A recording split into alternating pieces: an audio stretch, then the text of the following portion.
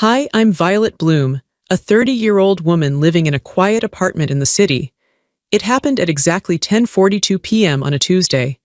I was sitting on my couch, tired from a long day of work, when my phone buzzed on the coffee table. The screen lit up with a notification from my sister, Natalie. I picked it up, expecting a question about the balloons or the catering schedule. Instead, I saw 7 words that stopped my heart. Don't come to Mom's retirement party. I stared at the screen. I didn't blink. I didn't breathe. I thought it was a joke at first, or maybe a mistake. But then, a second notification popped up right underneath it. Dad liked "Don't come to Mom's retirement party." That little thumbs-up icon felt like a slap across the face. It was casual. It was cold. It was final. I sat there in the silence of my living room, freezing cold despite the blanket on my lap. I had spent months planning this party. I had paid for the venue, the food, the flowers. I had done everything to make it perfect for them. And with one text message and one click of a button, I was uninvited from my own hard work. But before I tell you how everything flipped, like and subscribe, drop a comment. Where are you watching from? Hi, I'm Violet Bloom, a 30-year-old. I didn't cry immediately. I just stared at the phone until the screen went black, reflecting my own stunned face back at me. You might think I would scream. You might think I would throw the phone across the room, shattering the glass against the wall, or that I would call them immediately and demand an explanation. A normal person would probably drive over to their house, bang on the door, and ask, "What is this? Is this a joke?" But I didn't do any of that. I just sat there. The silence in my apartment was heavy, pressing against my ears like water. My heart was beating a slow, heavy rhythm against my ribs, thump, thump, thump, but my hands were perfectly still. To understand why I didn't scream, you have to understand my role in the Bloom family. You have to understand the architecture of our house, not the physical bricks and wood, but the emotional structure we lived in. Every family has roles. They are like costumes assigned to us at birth, or maybe they develop slowly over time, stitched together by tiny moments of reinforcement. There's the star, that was Natalie, the golden child, the one whose emotions dictated the weather of the household. If Natalie was happy, the sun was shining. If Natalie was upset, it was a hurricane, and everyone had to board up the windows. Then there were my parents, the audience. They watched the star. They applauded her highs and panicked at her lows. And then there was me, Violet. I wasn't the star. I wasn't the audience. I was the stage manager. I was the crew. I was the backbone.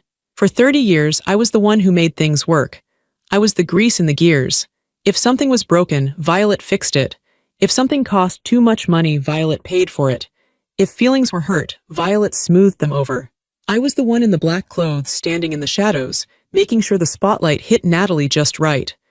I sat there on my couch, the "don't come" text burning in my mind, and a memory surfaced. It wasn't a random memory. It was the moment my role had been cemented. I was 16. Natalie was 14. It was a Tuesday night, much like this one. The air in our house was thick with tension. Natalie wanted a dress for the spring formal. It wasn't just any dress. It was a floor-length cerulean blue silk gown from the boutique downtown. It cost $300. My father was sitting at the kitchen table, his head in his hands, staring at a stack of bills. My mother was standing by the sink, wringing a dish towel like she was trying to strangle it. "We can't do it, Nat," my dad said, his voice tired. "The transmission on the van just died. We don't have $300 for a dress you'll wear once." That was the trigger. Natalie didn't just cry, she exploded. She screamed that her life was over. She screamed that she was the only girl in school who looked like trash. She swept a stack of mail off the counter onto the floor. "I hate you," she shrieked, her face turning a blotchy, ugly red. "I hate this house. I hate being poor." She stormed up the stairs, slamming her door so hard the pictures on the hallway wall crooked. My parents didn't discipline her. They didn't tell her to clean up the mail. They just collapsed. My mom started to cry, soft, defeated sobs. My dad looked like he had aged 10 years in 10 seconds. "I don't know what to do," Mom whispered. "She's going to be miserable for weeks." I was standing in the doorway, holding my backpack. I had a job bagging groceries at the supermart. I made $5.25 an hour. I had been working every weekend for 6 months, saving up for a used Honda Civic so I wouldn't have to take the bus to school senior year. I had exactly $312 stashed in a hollowed-out book in my room. I looked at my mom's tears. I looked at my dad's slumped shoulders. I couldn't stand the misery. I couldn't stand the noise of Natalie's sobbing echoing from upstairs. It felt like the walls were closing in. So I made a choice. I chose peace. I walked upstairs, past Natalie's room where she was wailing, and went to my bookshelf. I took out the money.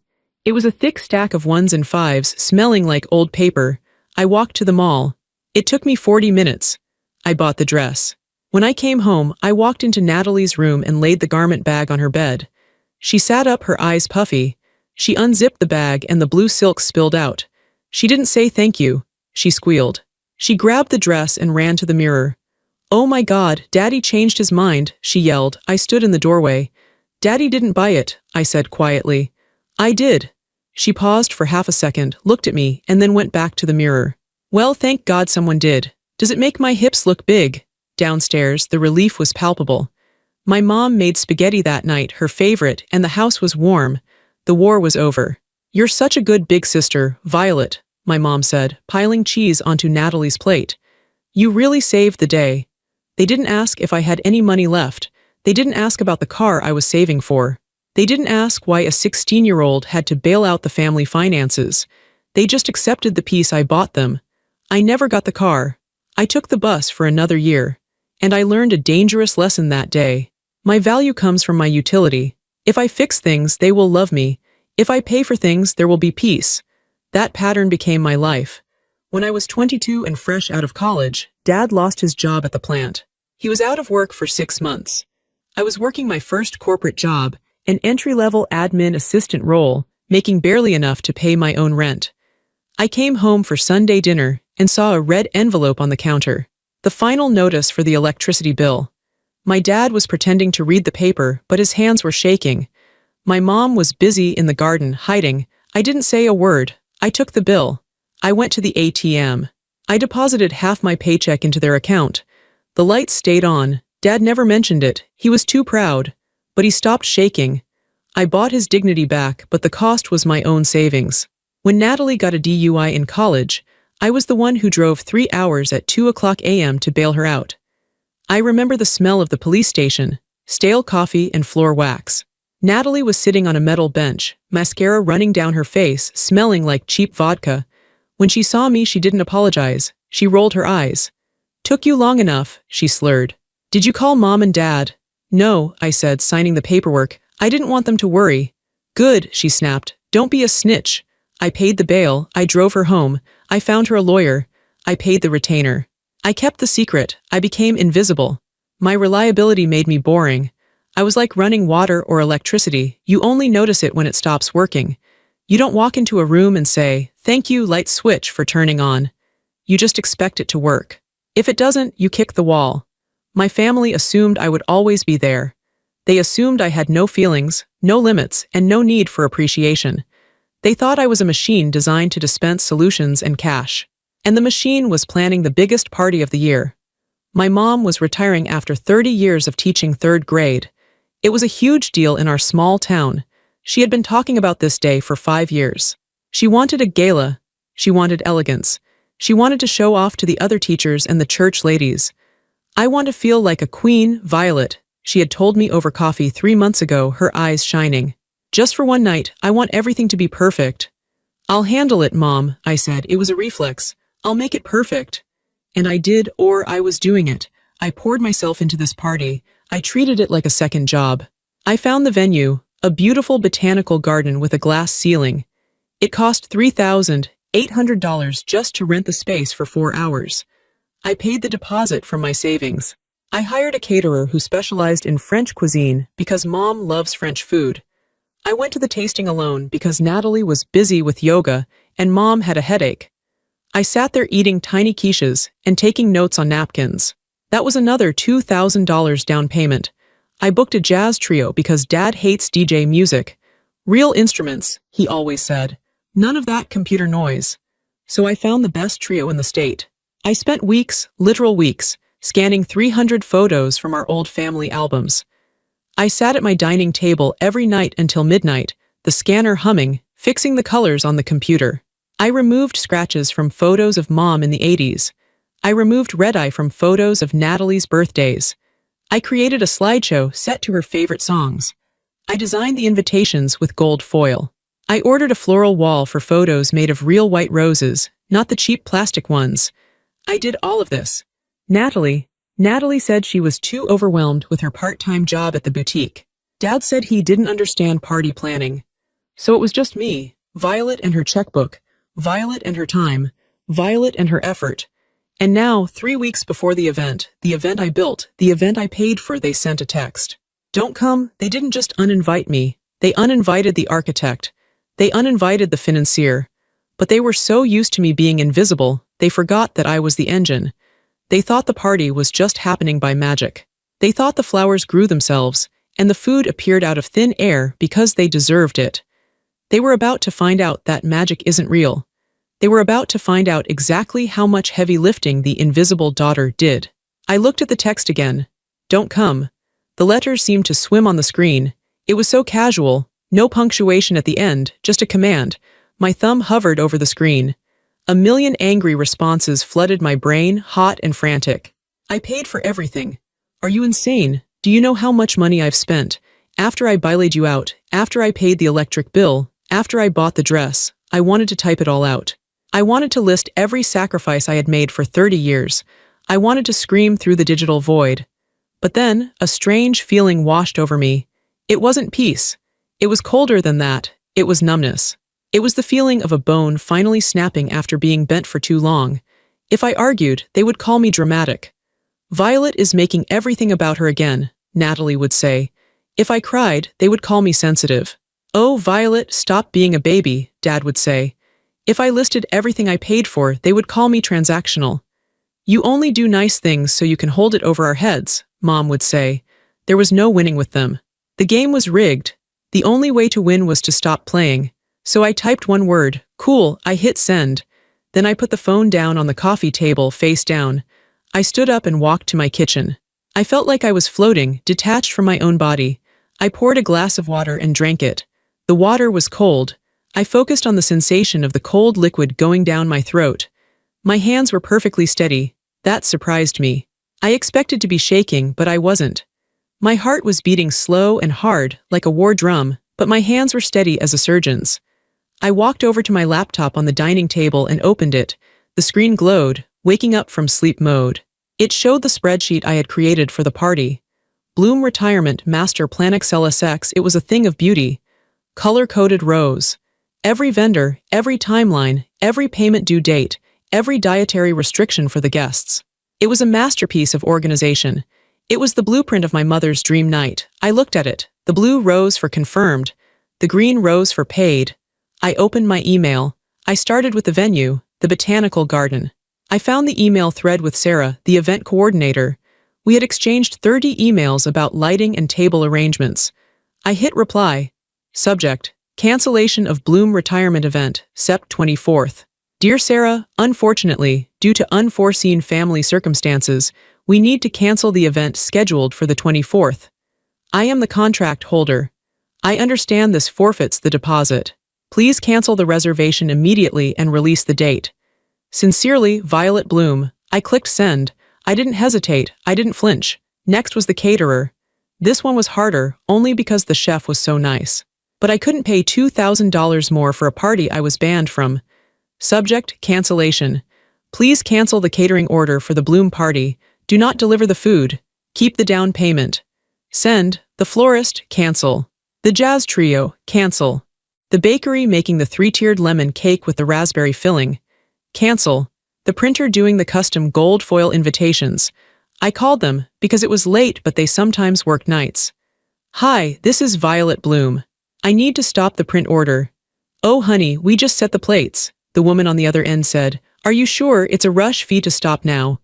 I'm sure, I said. My voice was calm. Stop the presses. Shred whatever you have. I went down the list like an executioner. One by one, I dismantled the party. It had taken me 3 months to build, brick by brick. It took me 20 minutes to destroy. The hardest part was the slideshow. I minimized the browser and looked at the file on my desktop. Mom Retirement Slideshow Final M4. I remembered scanning the photo of Mom holding me when I was 2 days old. She looked so tired but so happy in that picture. I remembered the photo of us at the beach when I was 7, building a sandcastle. Before Natalie was born, before I became the servant. I hovered the mouse over the file. If I deleted this, it was gone. The original scans were on a hard drive I had formatted yesterday to clean it up. The physical photos were back in their boxes in my attic, disorganized. This video was the only coherent story of her life. I thought about the text, "Don't come." I thought about Dad liking the message. I clicked the file. I dragged it to the trash bin. Then I right-clicked the trash bin, empty trash. "Are you sure you want to permanently delete these items?" the computer asked. I clicked yes. It was gone. I sat back in my chair. The room was quiet. The hum of the refrigerator seemed loud. I waited for the guilt to hit me. I waited to feel like a bad daughter. That was my programming, right? Violet makes everyone happy. If Violet isn't making people happy, Violet is failing. But I didn't feel bad. I felt light. It was a terrifying lightness. It was the feeling of dropping a heavy backpack after hiking for 30 miles. My shoulders physically relaxed. My jaw unclenched. For the first time in my life, I wasn't carrying them. I had put the burden down. I expected my phone to ring immediately. I expected the vendors to call my mother. I expected panic. But the night passed in silence. The next day passed in silence. I went to work. I sat at my desk. I answered emails. Every time my phone buzzed, I checked it, expecting the explosion. But nothing came. They truly didn't know. They were so arrogant, so disconnected from the reality of labor, that they thought the party was a separate entity from me. They thought they could cut off the hand but keep the gift. They thought the venue was booked because they were special, not because I had written a check. It took 4 days. 4 days of silence. 4 days of me sleeping better than I had in years. On Saturday morning, 4 days after the text, the anger began. Not because they missed me, not because they realized they had been cruel, but because the machinery of their life had stopped working. I was sitting on my balcony drinking coffee, watching the sun come up over the city. My phone started buzzing. First, it was a call from Mom. Incoming call, Mom. I stared at it. I let it ring. It went to voicemail.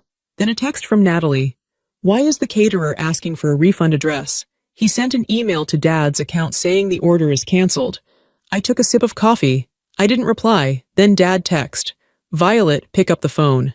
The florist just called the house asking why we canceled the rose wall. Then Mom again. A text in all caps. What did you do? Why are they canceling? I sat there, feeling the warmth of the coffee mug in my hands. The notifications were piling up like storm clouds. They weren't asking, are you okay? They weren't saying, we're sorry. They were asking, where is our stuff? They were mad that the servants' quarters were empty. They were mad that the magic trick had been revealed, that the rabbit didn't come out of the hat unless someone put it there. I typed one final message to the group chat. You uninvited me. The party was my gift.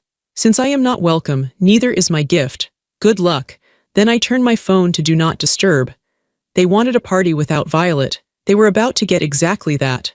And I knew with grim satisfaction that they had absolutely no idea how to fix it.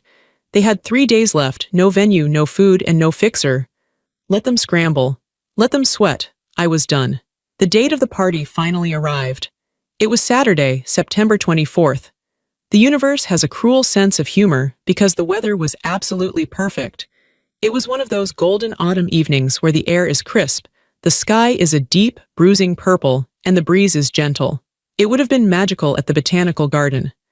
I could picture it clearly, the sunset filtering through the glass ceiling, hitting the white rose wall, making the champagne glasses sparkle. It would have been the kind of night people talk about for years. Instead of being at the party in a silk dress, holding a glass of Chardonnay, I was in my living room wearing flannel pajama pants and an oversized t-shirt with a hole in the shoulder. I was sitting on the floor with Bentley, my golden retriever mix. He was lying on his back, legs in the air, waiting for belly rubs. He was the only family member I had left who didn't ask me for money, didn't judge my life choices, and didn't uninvite me from things I paid for.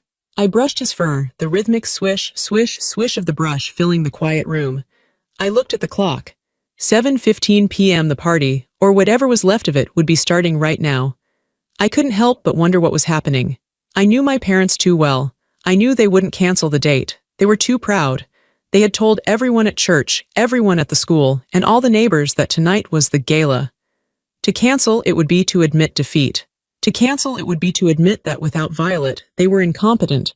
They couldn't do that, so they would have scrambled. They would have tried to patch something together in 3 days. My phone chimed on the cushion next to me. I picked it up. It was a message from my cousin Jen. Jen was the black sheep of the extended family, mostly because she refused to play their games. She knew I did everything. She knew Natalie was a brat. I hadn't told Jen about the "don't come" text, but she was smart. She must have walked into the party, looked around, and realized immediately that I wasn't there. Jen sent a photo. My heart hammered against my ribs. Do I look? Do I want to see? I tapped the screen. The image loaded. I had to zoom in to really process what I was seeing. I let out a sound that was half laugh, half gasp. They were in the garage. My parents' suburban 2-car garage. The beautiful botanical garden with the glass ceiling was gone. The white rose wall was gone. The jazz trio was gone. In their place was a scene that looked like a tragic yard sale. The garage door was open, revealing the concrete driveway. There was an oil stain on the floor near the left corner that they hadn't even covered up. Taped to the garage door was a plastic banner. It was sagging in the middle because they hadn't used enough tape. It said "Happy Retirement" in generic red letters. It looked like something you buy at a dollar store 5 minutes before a child's birthday party. There were chairs scattered around the driveway. Not the gold Chiavari chairs I had rented with the velvet cushions. These were dirty white plastic folding chairs. Some of them didn't match. I recognized a few lawn chairs from the shed mixed in. On a card table near my dad's tool bench, which was still covered in screwdrivers and rags, there were boxes of cupcakes. I zoomed in on the cupcakes. They were in plastic clamshell packaging. I knew exactly which grocery store they came from. They had neon blue frosting that looked chemical and hard. No 3-tiered lemon cake with raspberry filling. Just dry, store-bought cupcakes sitting next to a roll of paper towels. And the guests? The photo showed maybe 20 people standing around awkwardly holding red plastic Solo cups. I had invited 75 people. Half the family hadn't shown up. Maybe they got the cancellation email from the venue and thought the whole thing was off. Maybe they saw the venue change to the garage and decided they were busy. Or maybe, just maybe, they knew something messy was happening and stayed away. But the most painful and satisfying part of the photo was my mother. She was standing in the middle of the driveway under the harsh fluorescent light of the garage opener. She was wearing the expensive, floor-length silver gown she had bought for the gala. The dress was beautiful. But standing on the oil-stained concrete, next to a tool bench and a plastic banner, she looked ridiculous. The hem of the dress was dragging on the dirty floor. She was smiling at someone off camera, but it wasn't a real smile. I knew her smiles. This was the "I am panicking but I refuse to show it" smile. Her eyes were wide and frantic. Her posture was stiff. She looked embarrassed. She looked like a queen who had lost her castle and was trying to hold court in a shed. And Natalie, I found her in the background of the photo. She wasn't the sparkling princess tonight. She was wearing a dress that was too short, and she was arguing with someone on her phone. Her hair looked messy. She looked sweaty. She wasn't enjoying the party, she was working. For the first time in her life, Natalie was dealing with the logistics. She was realizing that ice melts. She was realizing that guests need napkins. She was realizing that music doesn't just happen, you have to set up the speaker. I stared at the photo for a long time. Part of me, the old Violet, the good daughter Violet, felt a sharp pang of sadness. I wanted my mom to have her nice party. I wanted her to feel special. I hated seeing them look trashy. That old instinct to fix it flared up in my chest like a match. I could order pizzas, I thought. I could call a different bakery. I could drive over there right now with my nice speakers and a playlist. I could save it. I looked at Bentley. He nudged my hand with his wet nose. I looked around my quiet, peaceful apartment. If I went over there, they wouldn't thank me. They wouldn't hug me and say, "Oh, Violet, we were so wrong." No, they would scream at me. They would blame me for the garage. They would say I ruined it on purpose to humiliate them. They would say the oil stain was my fault. They would say the bad cupcakes were my fault. They wouldn't see that they did this. They pressed the button. They sent the text. They chose this. I typed a reply to Jen. "Looks fun." Jen replied instantly with a skull emoji. "It's a disaster. The cupcakes are stale. Aunt Linda is drunk on box wine and loudly asking everyone where you are. Your mom is telling people you had a mental breakdown and couldn't handle the pressure. Natalie looks like she wants to murder someone because she had to go buy ice." I read that again. Mom is telling people you had a mental breakdown. Even in the middle of her garage disaster, she was lying to protect her image. She couldn't admit she uninvited me. She had to make me the broken one. I put the phone down. I let them have their embarrassment. They wanted to cut me out. This was what life looked like without me. It looked like a garage. It tasted like stale cupcakes. It felt like disappointment. I ordered myself a large pepperoni pizza with extra cheese. I opened a bottle of good red wine, the kind I would have brought to the party. I sat on my couch, ate pizza, and watched a comedy movie. I laughed. I drank wine. I didn't cry that night. I felt a strange, cold satisfaction settling in my chest. It was the first time in my life I let them fall.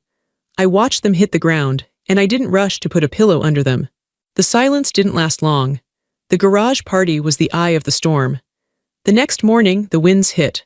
I woke up on Sunday around 9 o'clock am. Usually, I would be awake at 6 o'clock, anxious about cleaning up after the party or driving mom to brunch. But today, I slept in. When I looked at my phone, the lock screen was full. 19 notifications. My family couldn't accept that their failure was their own fault. That's not how the Bloom family dynamic worked. In our house, if something went wrong, it must be Violet's fault, even if Violet wasn't there. Especially if Violet wasn't there. I made coffee, strong and black. I sat at my kitchen table, the morning sun hitting the wood. I took a deep breath and unlocked my phone. I went to the voicemails first. I put it on speaker so I wouldn't have to press the toxic voices against my ear. First was Natalie. Timestamp, 11:43 p.m. last night. She must have been cleaning up the trash in the driveway. Violet, you are literally psychotic. Do you know that? You are sick. You embarrassed mom in front of everyone. Do you know how stupid we looked? We had to buy chips and salsa from the gas station because the food didn't come. Aunt Linda laughed at the banner. You are so jealous.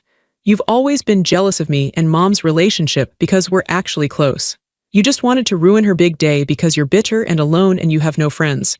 Call me back right now. Her voice was high-pitched, screeching, slurring slightly. Jealous. I almost laughed out loud in my empty kitchen. I had paid for the party. I had planned every detail.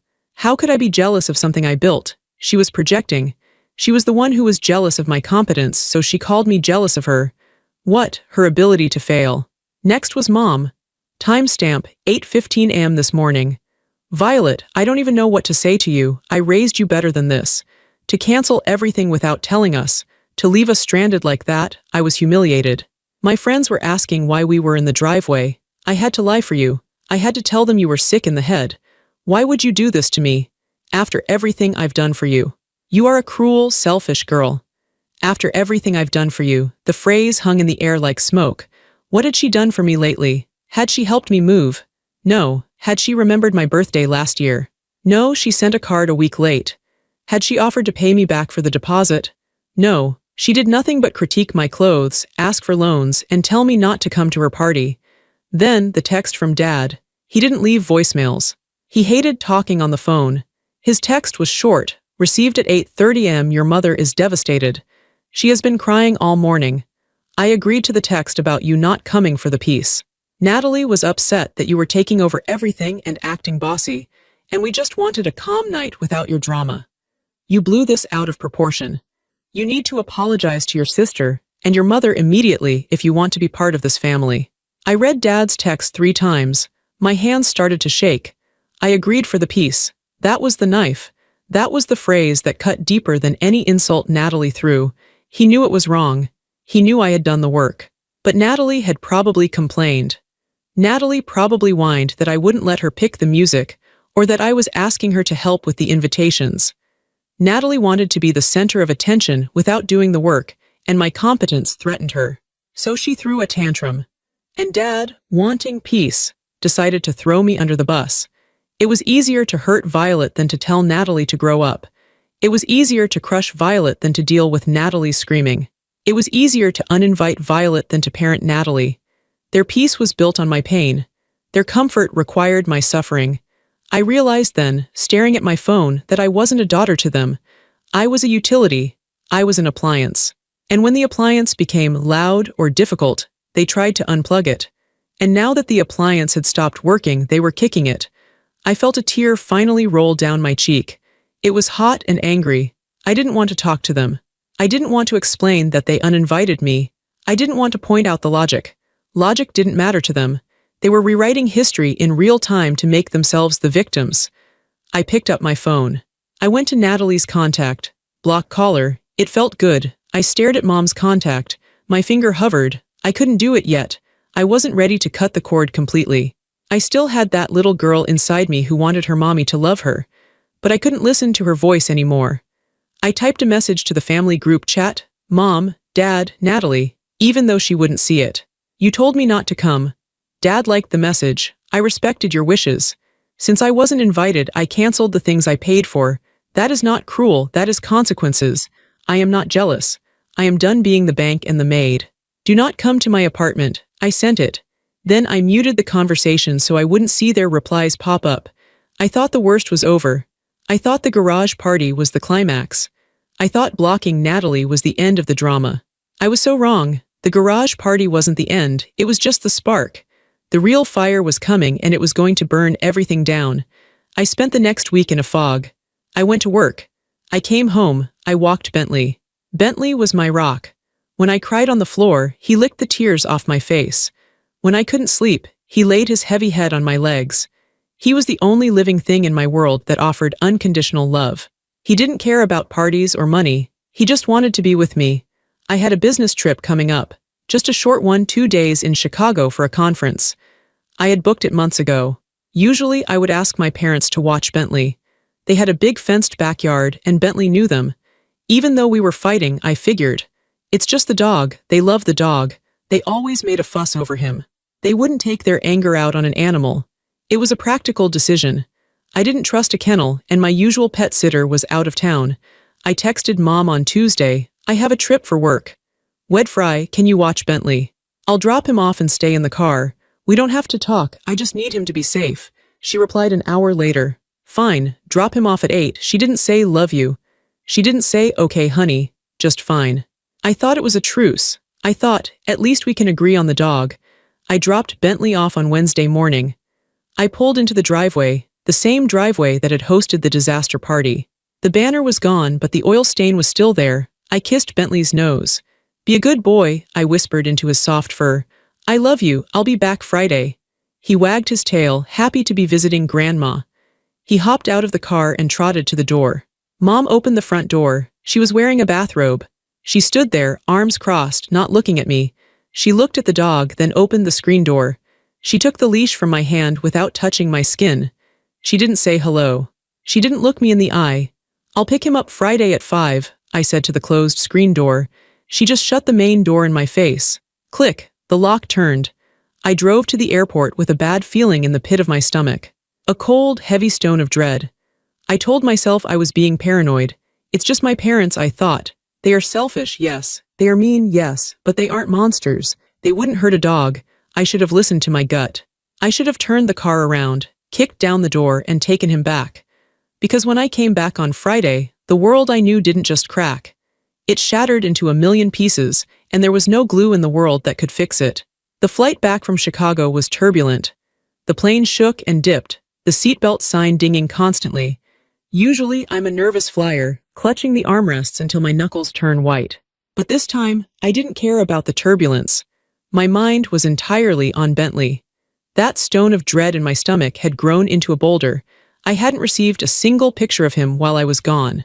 Usually, Mom would send at least one blurry photo of him sleeping on the rug with the caption, "Lazy boy." But this time, silence. I landed at 4:30 p.m. I rushed to my car in the long-term parking lot. I didn't even stop for coffee. I drove straight to my parents' house. The house looked normal. The lawn was mowed. The curtains were drawn. It looked like the home of a respectable retired couple. It looked like a lie. I pulled into the driveway. My heart was pounding. I got out of the car. I didn't even knock. I had a key, the key I used when I came over to fix their Wi-Fi or water their plants or deliver their groceries. I unlocked the door and pushed it open. Mom, Dad. I'm here for Bentley, I called out. My voice sounded thin in the hallway. The house was quiet. Too quiet. Usually, Bentley would hear the key in the lock and come thundering down the hallway, his claws clicking on the hardwood, his tail thumping against the walls. Silence. I walked into the living room. My mom was sitting in her armchair, reading a magazine. My dad was watching the news with the volume low. Natalie was there, too. She was sitting on the sofa, scrolling on her phone. They looked up when I walked in. They didn't smile. They didn't look happy to see me. They looked smug. There was a weird energy in the room, like static electricity before a lightning strike. "Where's Bentley?" I asked. I didn't waste time with pleasantries. My mom closed her magazine slowly. She placed it on the side table, lining up the edges perfectly. She looked at me with a calm, cold expression. "He's not here," she said. "Did you take him for a walk?" I asked, looking around for his leash. It wasn't on the hook by the door. "No," Mom said. "Is he in the backyard?" I took a step toward the kitchen door. "Violet, sit down," my dad said. His voice was heavy, authoritative. It was the voice he used when I was a child and I was in trouble. "I don't want to sit down," I said. My panic was rising, a hot tide in my throat. "Where is my dog?" Natalie looked up from her phone. She smirked. It was a tiny, fleeting thing, but I saw it. She looked bored. "He was too much trouble," Natalie said. She inspected her fingernails. "He shed everywhere. He barked at the mailman. He was annoying." "So where is he?" I screamed. I felt my controls snapping. "Where is he?" My mom stood up. She smoothed her skirt. "Your sister sold him," she said. The world stopped. The clock on the wall stopped ticking. The sound of the TV faded away. "What?" I whispered. "Natalie found a nice family for him," Mom said, her voice terrifyingly reasonable. "A farm, out in the country. He'll have room to run. He'll be happier there. He won't be cooped up in your little apartment all day." "You sold him?" I looked at Natalie. "I got $300 for him," Natalie said. She sounded proud. "Some guy on Craigslist. He said he wanted a hunting dog." A hunting dog. Bentley was afraid of thunder. Bentley slept with a teddy bear. Bentley wasn't a hunting dog. He was a baby. "You sold my dog," I repeated. The words felt like broken glass in my mouth. "He is my dog. He is microchipped to me. You had no right." "We did it for your own good," Dad said, not looking at me. "You're too attached to that animal. It's unhealthy. You treat him like a child because you don't have a real family. We thought if he was gone, you might focus on repairing relationships with people." "People?" I choked out. "You mean you?" "Yes," Mom said. "We are your family, Violet, not a dog. You chose that dog over your mother's party. So we removed the distraction." Removed the distraction. Like he was a toy, like he was a bad habit. They didn't look sorry. They looked righteous. They looked like they had done me a favor. They sat there in their comfortable living room, having sold the only thing I loved to a stranger on the internet, and they expected me to thank them. Something inside me died in that moment. The good daughter died. The Violet who wanted peace died. The Violet who kept secrets and bailaid them out and paid their bills. She took her last breath and vanished. And in her place, something else woke up. Something cold. Something silent. Something lethal. I didn't scream. Screaming is for people who think they can be heard. I knew now that they couldn't hear me. They never had. I looked at Natalie. She was still smirking, waiting for me to cry. She wanted the drama. She wanted the tears. I walked over to the mantelpiece. There was a collection of framed photos there. Photos of Natalie winning a beauty pageant. Photos of Natalie graduating. Photos of Mom and Dad on vacation. There were no photos of me. I picked up the photo of Natalie in her crown. It was heavy crystal. "What are you doing?" Mom asked, her voice sharp. I didn't answer. I dropped it. Crash. The sound was incredibly loud in the quiet room. The glass shattered. The frame broke. "Violet," Dad yelled, standing up. I walked to the next one. A photo of the perfect family at Christmas without me because I was taking the picture. I swept my arm across the mantel. Crash, smash, clatter. 5 frames hit the floor. Glass flew everywhere. "Stop it," Natalie shrieked. She jumped up from the couch. "Mom, make her stop." I turned to the coffee table. There was a vase of flowers there, flowers I had sent them for Mother's Day. I picked up the vase. I poured the water onto the expensive Persian rug. Then I dropped the vase onto the hardwood floor. It exploded into ceramic shards. "Have you lost your mind?" Mom screamed. She was clutching her chest. "Call the police, Frank." "She's crazy." I kept moving. I moved with a terrifying calm. I wasn't running. I wasn't flailing. I was methodical. I walked to the display cabinet where Mom kept her precious Hummel figurines, the ones she dusted every week, the ones she loved more than she loved me. I opened the glass door. "Don't you dare," Mom whispered. I picked up a porcelain boy with an umbrella. I looked at her. "You sold my dog," I said. I dropped the figurine. It shattered into dust. I picked up a shepherdess. Drop, smash. I picked up a duck. Drop, smash. "Frank, do something." Mom was sobbing now. "My collection." Dad tried to grab my arm. "Violet, stop this right now." I spun around and looked at him. My eyes must have looked dead because he recoiled. He let go of my arm like it was burning hot. You wanted peace, I said to him. This is what happens when you break the peacekeeper. I walked past him to the hallway closet. I knew Natalie kept her expensive coats in there, the leather jacket I had bought her for her birthday, the winter coat she begged for. I opened the closet. I took out the leather jacket. I walked to the kitchen. I opened the drawer where the scissors were. No, Natalie screamed. She tried to run at me, but the floor was covered in glass and water. She slipped and fell hard on her hip. I took the scissors. Snip. I cut the sleeve off the jacket. Snip. I cut the collar. I threw the ruined leather onto the pile of broken glass. I was destroying the curated image of their lives, the happy photos, the precious collectibles, the expensive clothes. I was showing them what their insides looked like, broken, sharp, and messy. I'm calling 911, Dad yelled. He was holding the landline phone, his hands shaking. I'm calling the police. Good, I said.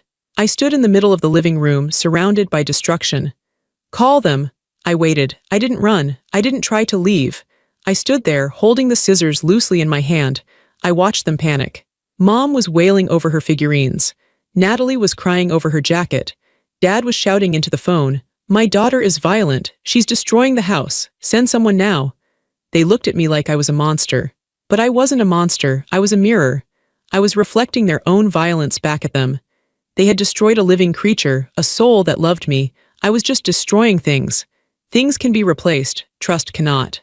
The sirens wailed in the distance, getting louder and louder. Blue and red lights flashed against the living room window, illuminating the wreckage. 2 officers walked in. One was older, with gray hair. The other was young, female, with a stern face. They saw the glass, they saw the water, they saw me standing there. Drop the scissors, ma'am, the older officer said calmly, his hand resting near his belt. I placed the scissors on the kitchen counter. I raised my hands. They are down. She's crazy, Mom screamed, pointing a shaking finger at me. Look what she did. She broke everything. She's unstable. Arrest her. She attacked us. Natalie lied, sobbing from the floor. She tried to stab me with those scissors. The officers looked at me. They saw a woman in business casual clothes, standing still, surrounded by chaos. They saw my parents, hysterical and red-faced. Ma'am, what is going on here? The female officer asked me. My name is Violet Bloom, I said clearly. My voice didn't shake. I own a dog, a golden retriever named Bentley. He is microchipped in my name.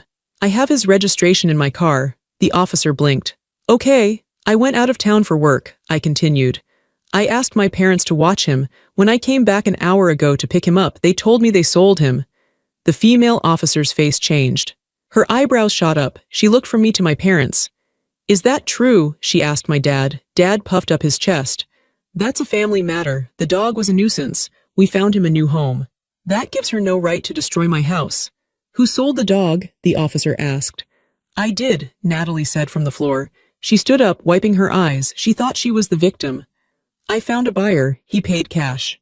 It's done. Did you have the owner's permission? The officer asked Natalie.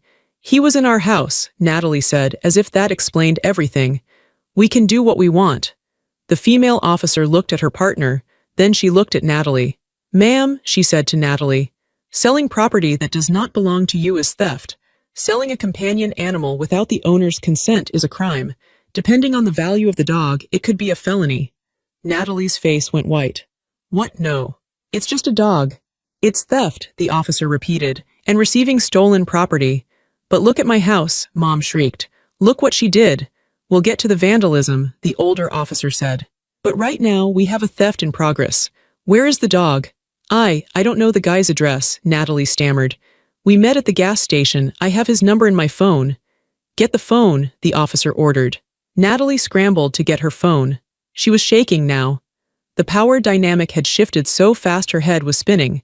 She thought the police were her personal security guards. She didn't realize that laws applied to her too. Call him, the officer said. Put it on speaker. Natalie dialed. The phone rang 3 times. A gruff voice answered. Yeah, hi, this is Natalie, she squeaked. The girl with the dog. Yeah, no refunds, lady, the man said. No, The police are here, Natalie said. She was crying for real now. You have to bring the dog back. It was a mistake.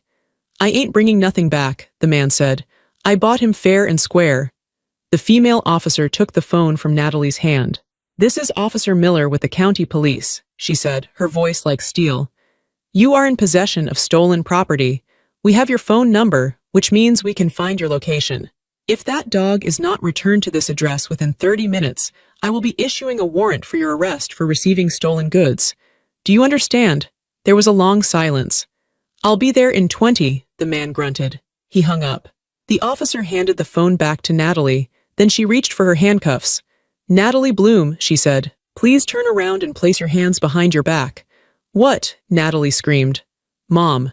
Daddy, you are under arrest for theft," the officer said, clicking the cuffs onto Natalie's wrists. The sound was metallic and final. "You can't arrest her," Dad yelled. "She's my daughter, arrest Violet." "Look at the glass. Violet Bloom will be cited for property damage," the older officer said. "But your other daughter committed a theft, and frankly, sir, you admitted to being an accomplice." Dad shut his mouth. He looked at Natalie in handcuffs. He looked at the broken Hummel figurines. He looked at me. For the first time in 30 years, he looked afraid of me. We waited in silence. Natalie was sitting in the back of the patrol car, crying hysterically. My parents were sitting on the couch, surrounded by the ruins of their living room, refusing to look at me. I stood by the window, watching the driveway. I didn't care about the glass. I didn't care about the police citation I was going to get. I only cared about one thing. 18 minutes later, a rusty pickup truck pulled into the driveway. A large man in a camo hat got out. He walked to the back of the truck. My heart stopped. He opened the tailgate. Bentley jumped out. He looked confused. He looked scared. His tail was tucked between his legs. He was looking around wildly. I burst out the front door, running past the police officer. "Bentley," I screamed. He heard my voice. His ears perked up. He saw me. He didn't just run, he flew. He scrambled across the pavement, his paws slipping, running so fast he almost tripped over himself. I fell to my knees on the grass. He slammed into me, a 60-pound ball of golden fur and relief. He was whining, licking my face, burying his head in my neck. He was shaking. "I've got you," I sobbed, burying my face in his fur. "I've got you, I'm so sorry, I'm so sorry." He smelled like old cigarettes and fear, but he was alive. He was whole. The man in the truck spat on the ground, glared at the cop, and drove away. He didn't want trouble. The female officer walked over to me. She watched me holding my dog, her face softened. "Is he okay?" she asked. "He's scared," I said, wiping my tears. "But he's okay." "Here's the situation," she said quietly. "Your parents want to press charges for the damage to the house. That's criminal mischief. It's a misdemeanor because the value is likely under the felony limit, but it's still a charge." "I don't care," I said. "I'll pay the fine. I'll do the community service." "However," she continued, "you can press charges against your sister for the theft, and your parents for conspiracy." I looked at the house. I saw my mother watching from the window, her face twisted in hate. "I want to press charges," I said. "Are you sure?" the officer asked. "It's family." "No," I said, clipping Bentley's leash onto his collar. "They aren't family, they're just people I used to know." I gave my statement. I signed the papers. I watched them put Natalie in the back of the squad car to take her to the station for booking. My mother came out onto the porch as I was walking to my car with Bentley. "If you do this," she hissed, her voice venomous, "you are dead to us. Don't ever call us. Don't ever come back. I will remove you from the will. I will tell everyone what you did." I opened the car door and let Bentley hop in. He curled up on the back seat immediately, exhausted. I turned to my mother.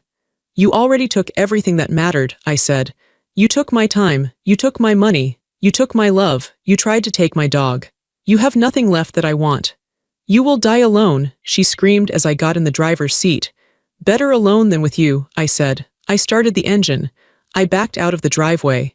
I drove past the police car where my sister was weeping. I drove past the house where I grew up. I didn't look back in the rearview mirror, not even once. It has been 6 months. My apartment is quiet. It's a Friday night. Bentley is sleeping at the foot of my bed. He twitches sometimes in his sleep, dreaming of chasing squirrels. Whenever he wakes up scared, I'm right there to pet him until he falls back asleep. He's happy again. His tail never stops wagging. I plead no contest to the vandalism charge. The judge, after hearing the story about the dog, gave me the minimum sentence, a $500 fine and 6 months of probation. He looked at me over his glasses and said, "I understand the provocation, Miss Bloom, but next time just call us first." Natalie got probation too, but she now has a theft record. She lost her job at the boutique because they don't trust employees who steal. I haven't spoken to my parents. They tried to reach out once, a month ago.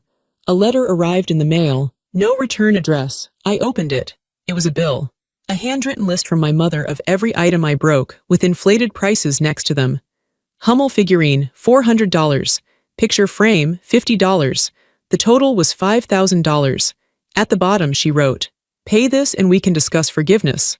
I laughed, a genuine, belly-shaking laugh. I took the letter to the kitchen sink. I lit a match. I watched it burn until it was just ash in the drain. Then I turned on the water and washed it away. I changed my locks the day after the incident. I changed my phone number. I blocked them on social media. I told my boss that if anyone from the Bloom family calls, they are to be blocked. My life is different now. I have money in my savings account because I'm not bailing anyone out.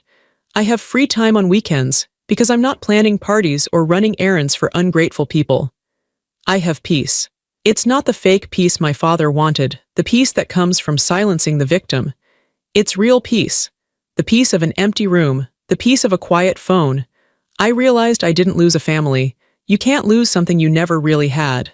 I was never a daughter to them. I was an employee. I was a resource. And when the resource fought back, they tried to destroy it. I stepped away from people who never wanted my whole self, only my usefulness. I looked at Bentley. He opened one eye, thumped his tail once, and went back to sleep. I walked to the window and looked out at the city lights. I was alone, yes, but I wasn't lonely. I felt full. I felt strong. I whispered to the glass, to the city, to the universe. They drew the line years ago. I finally stopped crossing it. If you've ever felt like the invisible backbone of your family, or if you've ever had to walk away to save yourself, let me know in the comments. Like, subscribe, and tell me where you're watching from. I read every single comment.